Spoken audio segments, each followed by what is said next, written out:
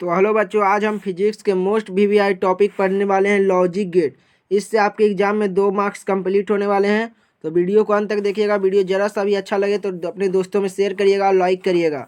जो भी बच्चे चैनल पर नए, चैनल को सब्सक्राइब करके बेल आइकन प्रेस कर लीजिएगा। तो हम आज लॉजिक गेट देखने वाले हैं, जिससे आपके एग्जाम में 2 नंबर के प्रश्न ऑब्जेक्टिव में पूछे जाते हैं और 2 नंबर के प्रश्न सब्जेक्टिव में ही पूछे जाते हैं। यानी ऑब्जेक्टिव की बात करें तो ऑब्जेक्टिव में 2 या 3 प्रश्न आ ही जाते हैं। इस बार आप लोगों को 70 प्रश्न आएंगे, जिसमें से 2-3 प्रश्न तो लॉजिक गेट से रहेंगे ही रहेंगे। तो चलिए, आप लोगों को लॉजिक गेट्स के जितने भी 5 मार्क्स कंप्लीट हो जाएंगे लॉजिक गेट से, तो इसको अंत तक देखिएगा। तो चलिए शुरू करते हैं लॉजिक गेट। तो ये बूलियन पद्धति पर आधारित है। लॉजिक गेट जो है यह बूलियन पद्धति पर आधारित है। लॉजिक गेट यह बाइनरी नंबर पर भी आधारित है। आगे हम पढ़ेंगे बाइनरी नंबर किसे कहते हैं। तो बाइनरी नंबर में 1 तथा 0 होता है। बाइनरी नंबर में केवल 1 और 0 होता है। याद रखिएगा, बाइनरी नंबर जब भी आपके एग्जाम में इस प्रकार प्रश्न आएंगे कि 25 का बाइनरी नंबर लिखिए, 26 का बाइनरी नंबर लिखिए, 12 का बाइनरी नंबर लिखिए। ये बाइनरी नंबर को हिंदी में द्विधारी पद्धति कहते हैं। तो यही हम आप लोग को बताएंगे किस प्रकार से आपके ऑब्जेक्टिव प्रश्न पूछे जाएंगे, आपको कैसे नंबर मिलेंगे। तो बाइनरी नंबर में अभी तो आप याद रखिएगा कि बाइनरी नंबर में 1 तथा 0 होता है, याद रखिएगा। चलिए आगे बढ़ते हैं। तो 1 का मतलब आप लोग रखिएगा ऑन। जब भी 1 और 0 रहता है बाइनरी नंबर में, तो 1 का मतलब क्या होता है, ऑन होता है। और ओ का मतलब ऑफ, याद रखिएगा। 1 का मतलब ऑन और ओ का मतलब ऑफ।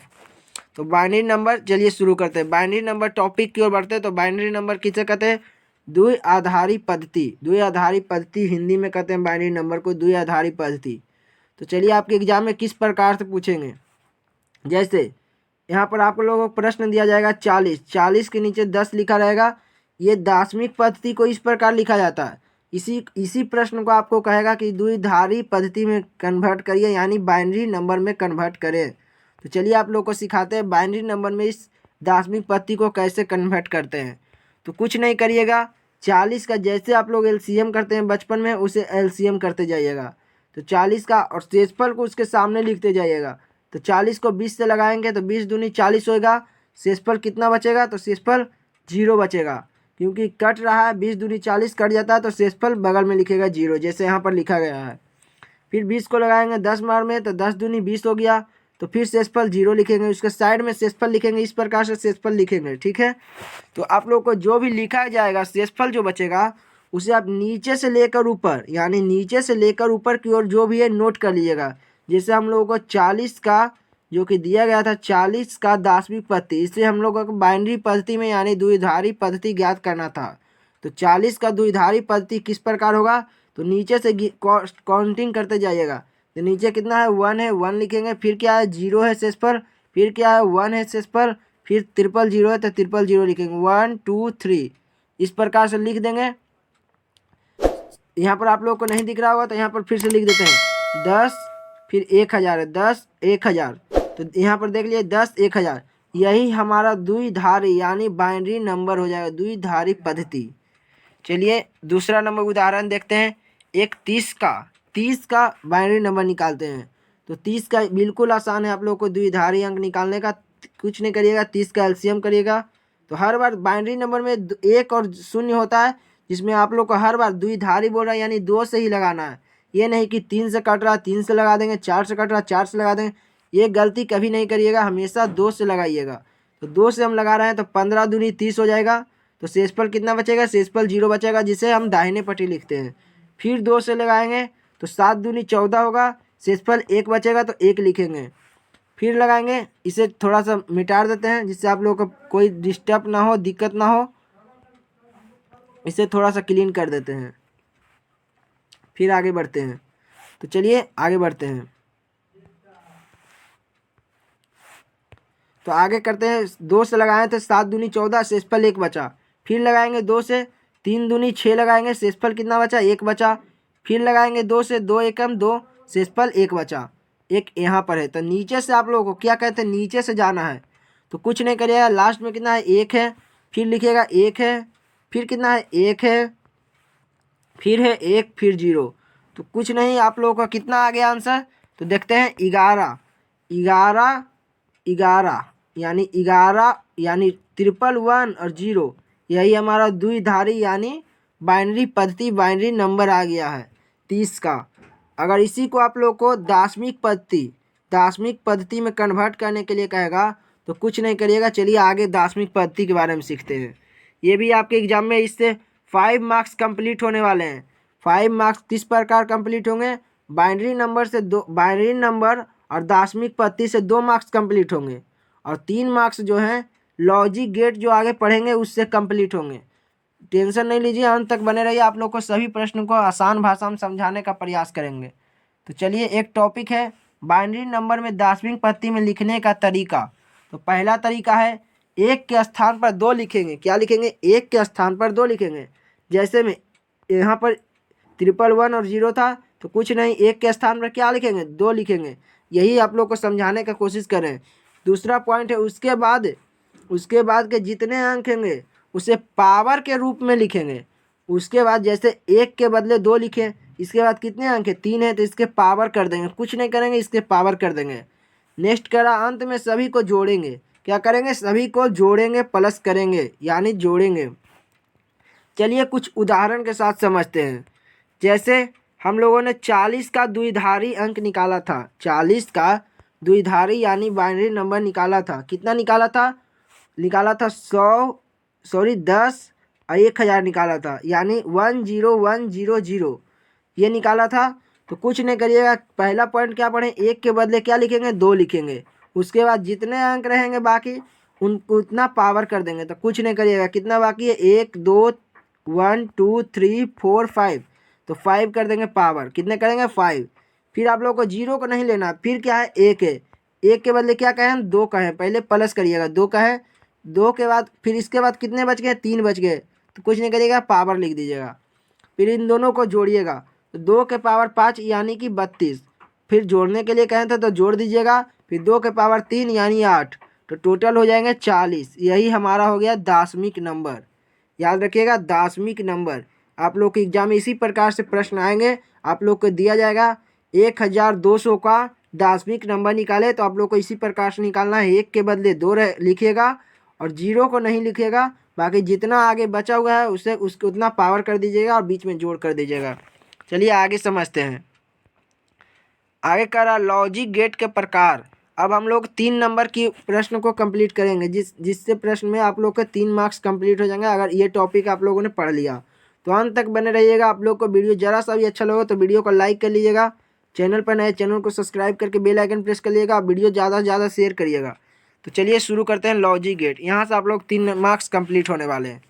तो पहला लॉजिक गेट में है एंड गेट। क्या है? And gate. हम 3-4 गेट बता देंगे। आगे आप लोग को जितने सारे भी गेट पूछेंगे आप लोग आसान भाषा में बता लेंगे और समझ लेंगे।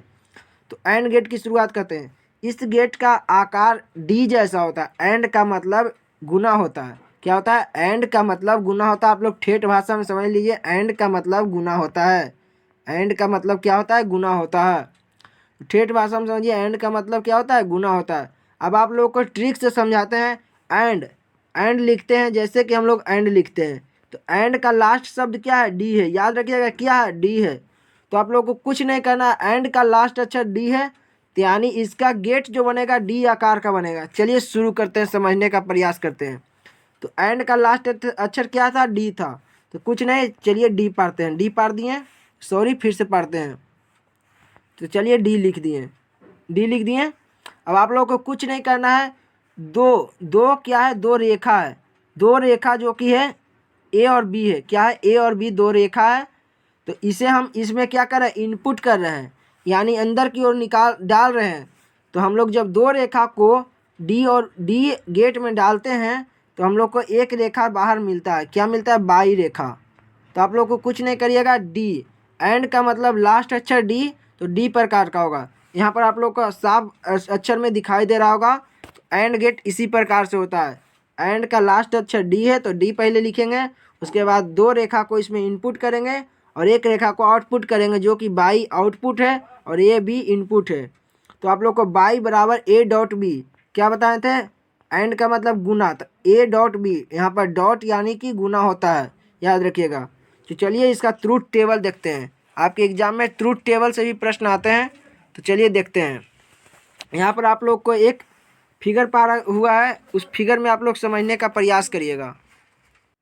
तो इस चित्र में आप लोग को एक परिपथ तैयार किया गया है जिसमें आप लोग को एक बैटरी लगा हुआ है और 2 पॉइंट यानी 2 स्विच लगा हुआ है और ये एक बल्ब है। बाई क्या है? एक बल्ब है।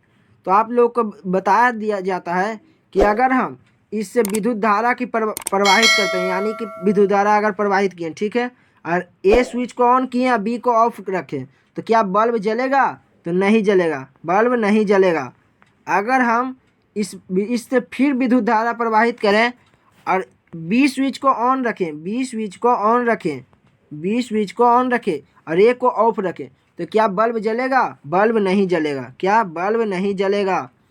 तो जब हम दोनों स्विच को ऑन रखेंगे तभी बल्ब जलेगा, अन्यथा बल्ब नहीं जलेगा। अब जब दोनों स्विच को ऑफ रखेंगे तब भी बल्ब नहीं जलेगा, याद रखेगा।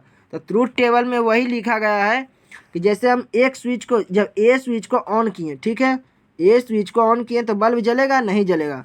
तो ए स्विच को ऑन, यानी ऑन क्या पढ़े थे? एक का मतलब ऑन पढ़े थे और जीरो का मतलब क्या पढ़े थे? ऑफ पढ़े थे। जीरो का मतलब ऑफ, ठीक है। तो ए स्विच को हम ऑन किए यानी 1 लिखे, ठीक है, बी ऑफ है तो 0 लिखे। फिर हमें बल्ब जलेगा या नहीं? तो नहीं जलेगा यानी 0। फिर दूसरे बार में क्या किए? बी स्विच को ऑन किए, बी स्विच को ऑन किए और ए स्विच को ऑफ किए, तो कुछ नहीं, 0 लिखेंगे, फिर 1 लिखेंगे, बल्ब जलेगा? नहीं जलेगा, तो 0 लिखेंगे। फिर दोनों स्विच को क्या करेंगे? दोनों स्विच को ऑफ कर देंगे। तो दोनों स्विच को जब ऑफ कर देंगे तो इससे विद्युत धारा प्रवाहित ही नहीं होगा। तो विद्युत धारा जब प्रवाहित ही नहीं होगा तो बल्ब जलेगा ही नहीं। तो यानी कि इस प्रकार भी बल्ब नहीं जलेगा। फिर दोनों स्विच को जब हम ऑन करते हैं और विद्युत धारा प्रवाहित करते हैं तो बल्ब जल जाएगा। तो यही हमारा एंड गेट का ट्रूथ टेबल है, जो कि आप याद कर लीजिएगा। अगर आप लोगों को समझ में आ गया होगा तो इसे अच्छे ढंग से लिख लीजिएगा। अगर इसका नोट्स चाहिए तो हमारे टेलीग्राम चैनल को ज्वाइन करिएगा। बढ़ते हैं दूसरे नंबर गेट की ओर, जो कि और गेट है।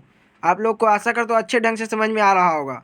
तो और गेट में आप लोग को क्या करना है? इस गेट का आकार आधा ओ जैसा होता है, आधा ओ जैसा, यानी ओ को आधा ओ कहने का यानी मतलब है कि अर्धवृत्त। अर्धवृत्त नहीं पढ़े होंगे? ओ को काटेंगे क्या हो जाएगा? अर्धवृत्त, यानी आधा ओ, इसी को कहते हैं आधा ओ। और का मतलब क्या होता है? जोड़ होता है। एंड का मतलब हम लोग पढ़े हैं, एंड का मतलब हम लोग पढ़े गुना। एंड का मतलब क्या पढ़े? गुना पढ़े। और का मतलब यहाँ पढ़ना है जोड़। और का मतलब क्या? जोड़। याद रखिएगा, यही 2 पॉइंट है जो आप लोग याद रखिएगा। आप लोगों को 3 मार्क्स आपके मुट्ठी में हो जाएंगे। तो चलिए और गेट देखते हैं। तो इस गेट का आकार आधा ओ जैसा होता है। और का मतलब जोड़ होता है। तो और ओ का जैसा आधा होता है, तो यानी ओ को यहाँ पर आधा पार दिए, ठीक है। फिर इसमें भी 2 रेखा को इनपुट करेंगे, 2 रेखा को इनपुट और 1 रेखा को आउटपुट, जो कि यहाँ पर आप लोग को दिखाई दे रहा होगा। तो यहाँ पर आप लोग को क्या कहे थे? और का मतलब जोड़। तो यानी एक रेखा जो बाई निकला वे ए और बी को रेखा को जोड़ होगा कि नहीं? आप लोग को अभी बताए थे। ए प्लस बी 2 रेखा को इनपुट करेंगे और बाई रेखा निकलेगा तो Y equal to A plus B हो जाएगा, याद रखिएगा। चलिए इसे हम एक परिपथ द्वारा समझेंगे, इसका ट्रूथ टेबल ज्ञात करेंगे। तो चलिए शुरू करते हैं। तो यहाँ पर आप लोगों को बताया जा रहा होगा, ट्रूथ टेबल समझने का प्रयास करिएगा। यहाँ पर आप लोगों को एक परिपथ तैयार किया गया। ये परिपथ भी बिल्कुल एंड गेट की तरह ही है, कोई इसमें दिक्कत की बात नहीं। यहाँ पर एक बैटरी लगा हुआ है, ए और बी 2 स्विच लगा हुआ है, यहाँ पर एक बल्ब लगा हुआ बाई। तो आप लोग कुछ नहीं करिएगा, इसे समझने का प्रयास करिएगा। जब हम इस परिपथ से विद्युत धारा की प्रवाहित करेंगे, अगर हम ए स्विच को ऑन करेंगे तो बल्ब जलेगा या नहीं जलेगा? तो बल्ब जलेगा या नहीं जलेगा? तो बल्ब नहीं जलेगा, किसी भी कारण में बल्ब नहीं जलेगा। फिर नेक्स्ट में देख रहे हैं, जब हम बी को ऑन रखेंगे, ए को ऑफ रखेंगे, तब बल्ब जलेगा या नहीं जलेगा? तो बल्ब जलेगा। क्यों जलेगा? क्योंकि ये ज़्यादा दूरी तय नहीं करेगा, ये इधर से जाएगा और इधर से ही चला आएगा, तो बल्ब जलेगा। फिर नेक्स्ट में कह रहा है, सॉरी, बल्ब नहीं जलेगा। अब जब दोनों स्विच को भी ऑफ रखेंगे तब भी बल्ब नहीं जलेगा। बल्ब कब जलेगा? जब दोनों स्विच ऑन हो और विद्युत धारा प्रवाहित हो रहा हो तब बल्ब जलेगा। यानी कि यहाँ पर इसका ट्रूथ टेबल हो जाएगा A0 B0 by equal to 0, bulb नहीं जलेगा। फिर A1 B0 by equal to 1, तब भी बल्ब नहीं जलेगा। A0 B1 बाई 1, तब भी बल्ब नहीं जलेगा। जब ए भी 1 हो यानी ऑन हो, बी भी ऑन हो, वाई भी ऑन हो, तभी बल्ब जलेगा, याद रखिएगा। तीसरे नंबर गेट की ओर बढ़ते हैं। तो तीसरा नंबर है नॉट गेट। नॉट गेट है जिसे हम आम भाषा में पगला गेट कहते हैं। क्या कहते हैं? पगला गेट। बीएससी वाले बच्चों के लिए यानी बिहार बोर्ड वाले बच्चों नॉट गेट को पगला गेट कहते हैं, और सीबीएसई वाले बच्चे इन्हें क्या कहते हैं? Inverter gate. सीबीएसई वाले बच्चे इन्हें इन्वर्टर गेट कहते हैं क्योंकि वे इंग्लिश मीडियम वाले होते हैं।